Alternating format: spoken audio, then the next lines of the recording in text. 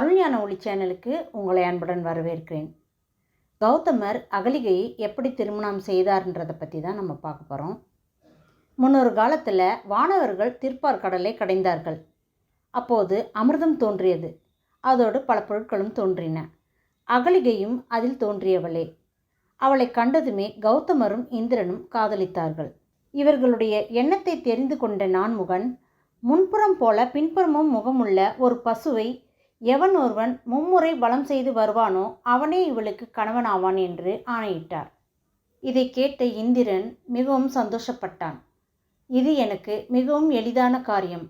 ஏனெனில் எனக்கு எங்கும் செல்ல வசதியாக மேக ஊர்தி இருக்கிறது. அதன் மூலம் அத்தகைய பசு எங்கே இருக்கிறது என்று வெகு எளிதாய் தேடிவிடுவேன். பாவம் கௌதமர் காலால் நடந்து வருந்தி திரிந்து தேட வேண்டியவர் என்று தனக்குள் எண்ணிக்கொண்டான்.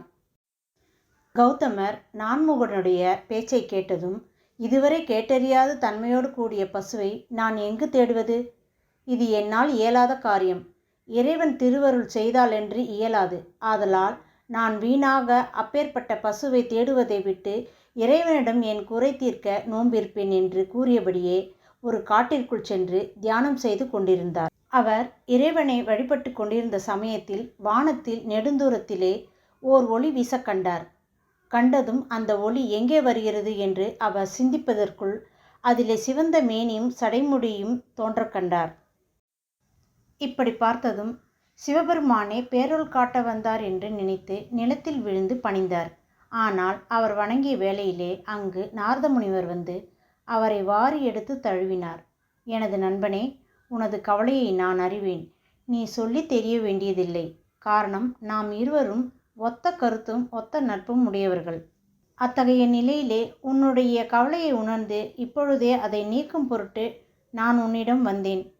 உன்னை நான் இல்வாழ்வானாக காண வேண்டும் என்று விரும்பினேன்.